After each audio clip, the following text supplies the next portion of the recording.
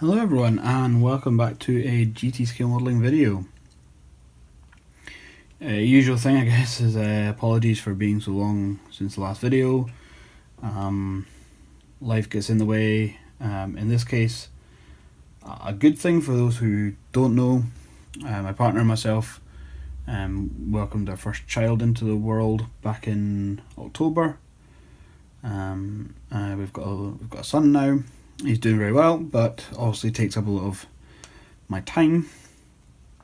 The other thing is, of course, is that the room, which is now his room, his nursery and things, and will be his room, was the room that used to be my man cave.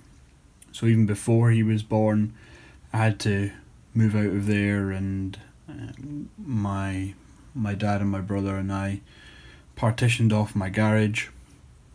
So one half can still be garage storage, and the other half is my new man cave.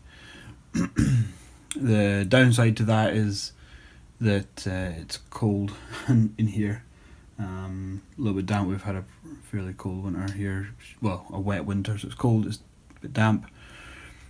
There's plans afoot to line the walls properly, etc, and make it warmer, drier, and various other things that will make that a more comfortable place to be. So that, combined with having other priorities, has meant little in the way of any kind of modelling progress. However, I've managed to get a little bit of time this evening. So I'm out here in the new man cave. You can't really see it because it's the same desk, it's just in a different place. It's not too bad out here this evening, although I do have my hat on, but I've got the heater on. So anyway, I thought what I'd do is just do a quick review of what I'm about to start working on before I did it, which is Bronco's 1/35 scale British Army ATV quad bike and trailer with soldier figures. Okay, so this is kit CB35207 if you're interested. Okay, and we've got some fairly nice artwork actually, I quite like that. So we've got 4 figures and an ATV and trailer. These were used in Afghanistan by the British forces as a way of carrying immediate supplies alongside a patrol. Being small, manoeuvrable and off-road, they could carry crates of ammunition, water, food, things that a patrol may need whilst out and about. They often tow a trailer around. They've got little ladders on the trailers that they can deploy to get them across ditches, which are quite prevalent in Afghanistan. A lot of drainage ditches around, and the trailer could also then be used for casevac by putting a stretcher on the top of it. So the reason I'm getting this is because I've got I have been making some progress on this, which is Hobbit Boss's 135 Wimmick Land Rover, as well as a set of figures, the Master Box set, which is basically the crew figures for the Wimmick Land Rover. The lighting's not very great on that, so I'll do a proper video on that sometime. I have 2 of those painted and 3 base painted. The idea being to combine the 2 of these on a diorama of some kind, basically of a British Army patrol in Afghanistan, with the Wimmick and the ATV going down a street of some kind. So that's the plan for that. So anyway, we'll move on with the review of this. Looking around the box, we've got marking options, got decals for the quad bike, but also tactical recognition flashes and unit patches for the arms of the figures, which is really nice because the new pattern gear that the British Army wear have big Velcro patches on the arms. As you can maybe see here, the big Velcro spaces for patches, and tactical recognition patches and unit patches often go on there. So it's good that they are included. We also have a small amount of photo etch, and then just a side-on view of the quad and its trailer, and that's that. So if we get this opened up.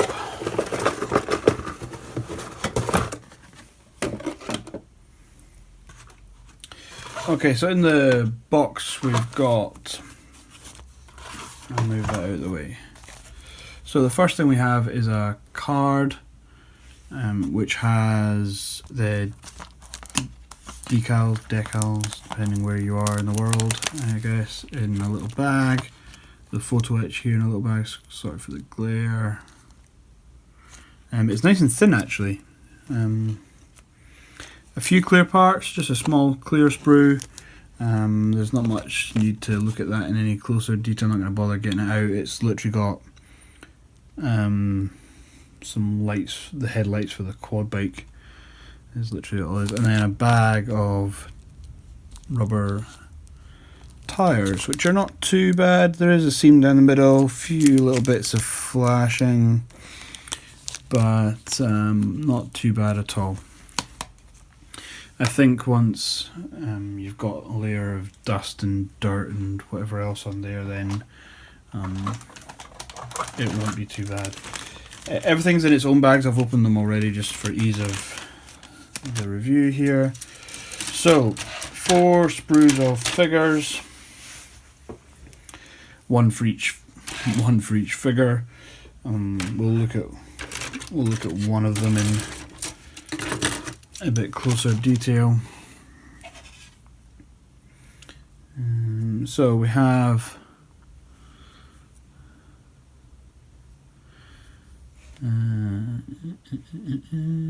there we go. So we've got 2 torso options because I believe the figures allow you to build them with 2 different variants of the Osprey armour, the older version and the newer version, I believe. Well, I'll have to double check which ones. I should know, but I can't remember off the top of my head whether the one with the sort of wraparound fastenings here, as opposed to the plate pocket in the front, is which is the newer version. This is one of the kneeling figures. So we've got the legs, it's got knee pads built in. Really quite nice. What's the word? Detail for the creases, that's the word I'm looking for. Creases, yes. So the detail is really quite nice. However, you can maybe tell even from there's quite a lot of flash even on the sprue. These could well be, which is odd because I don't think this is a particularly old set.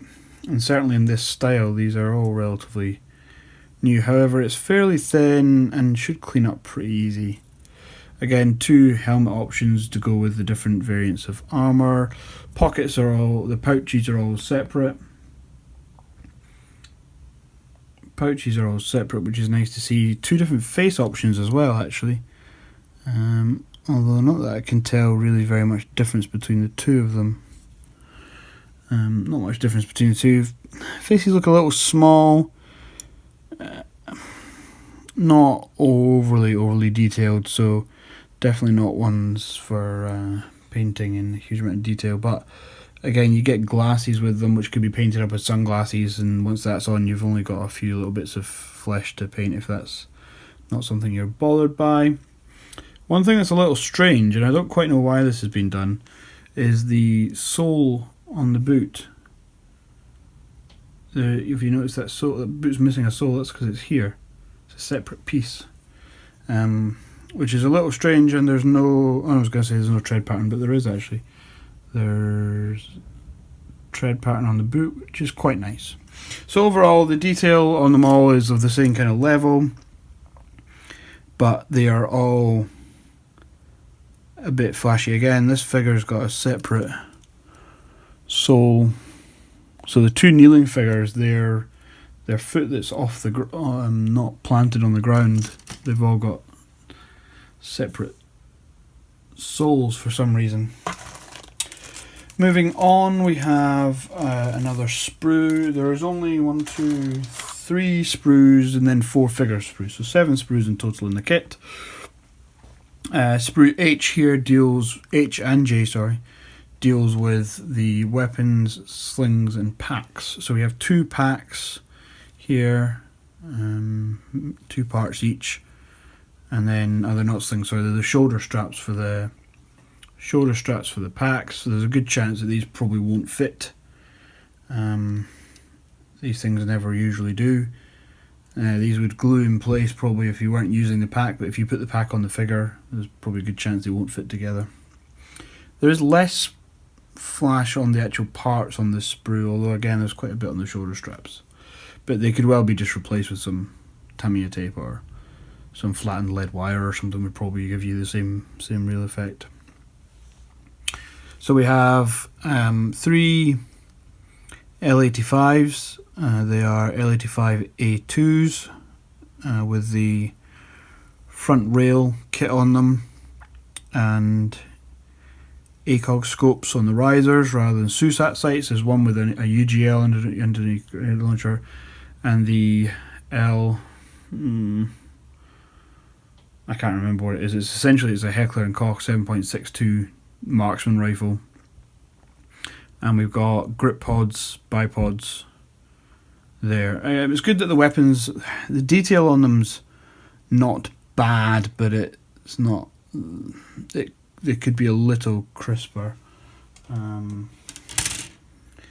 This is the L85, the plastic L85 that comes in the Hobby Boss Wimmick kit, and it's got much kind of more defined relief on the weapon there. These seem a little poor compared, but there may well be some resin ones out there should anybody be so inclined. So the first sprue for the vehicle, so the quad and trailer only has 2 sprues. Now at a glance there looks like there's much less flash certainly on this sprue than there is on the figures. Apologies for the focus there. This is the trailer sprue, so we've got the ramps here. They can actually be built deployed if you want to do such a thing for a diorama, have it going over an obstacle. Stretcher up here, various other bits of detail, the floor plan, the back and the front, the 2 sides of the trailer, and the rest of the floor, and some other detailed parts. So quite a lot of parts for what is just a trailer. Again, detail is quite nice. Some relatively fine parts there, especially here. Not entirely sure what this bit is yet, but yeah, quite fine. I have to take some care taking it off of the sprue. Nice to see that that's a bit crisper than the figures though. And then we have sprue A, which is the largest sprue and deals with the actual ATV itself. Quite an involved build for what is going to be something that's only 2 inches long. The body is all in one piece with separate saddle, fuel tank, the sides which are going to go in here and kind of form the sides of the engine, so it doesn't have a full engine or anything. Got the floor plan, the front grille, the suspension front and rear, storage boxes, more suspension parts, more the storage racks front and rear, headlight area, I think, lots of numerous other small parts, handlebars, and then the wheel hubs themselves, which are all one part, so that will include those for the trailer, 4 for the quad bike, 2 for the trailer, and a spare. So gonna run through this as best we can.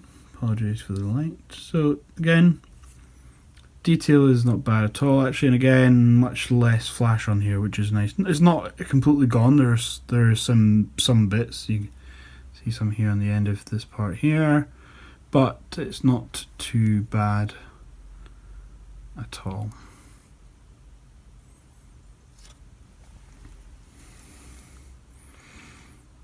The one-piece body is quite nice. So yeah, so that is the plastic in the kit. Let's see if this is going to glare out on me. Probably.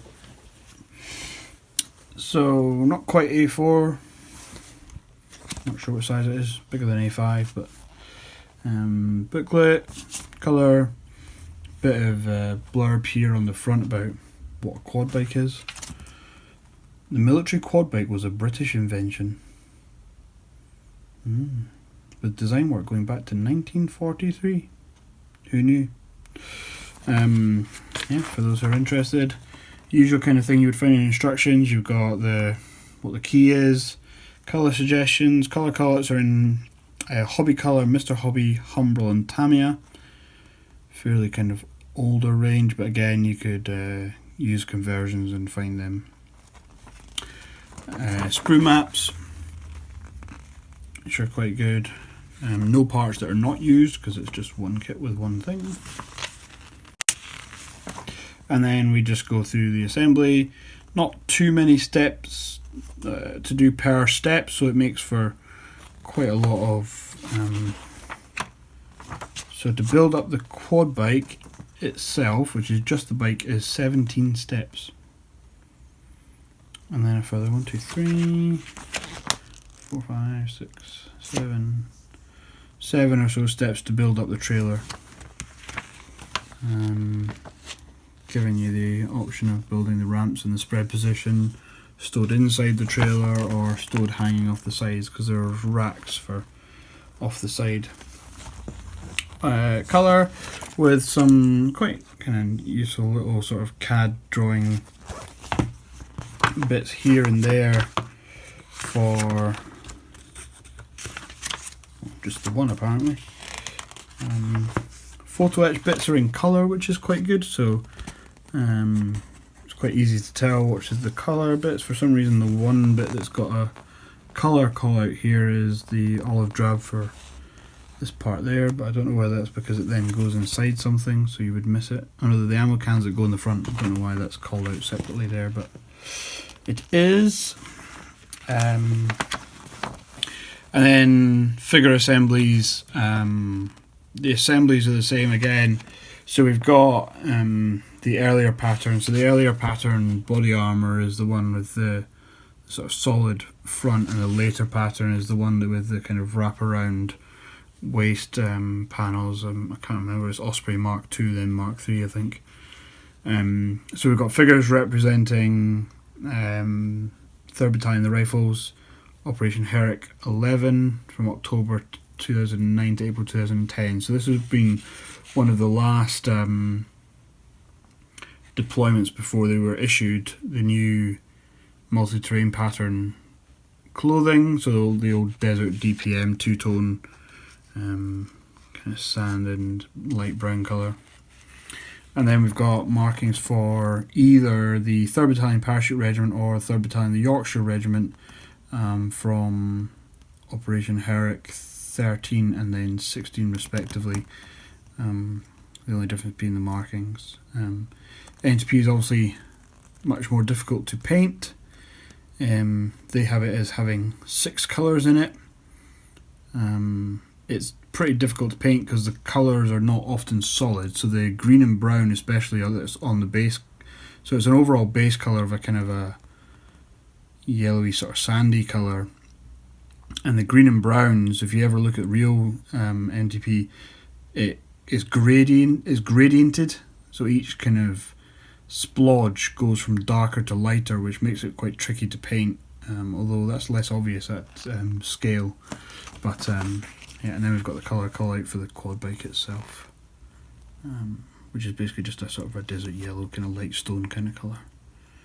And that, as they say, is that. So that's just a quick look through. I say quick, what are we at, 18 minutes. So yeah, we'll call that there. A quick update on why I'm going to build this, where I've been, and a quick review of this kit prior to me building it. I will maybe shoot a video at some point just updating on the progress of the Wimic and the figures, and get some kind of better footage and proper pictures of those put up, because I have to say I'm quite pleased with my attempt at painting the MTP.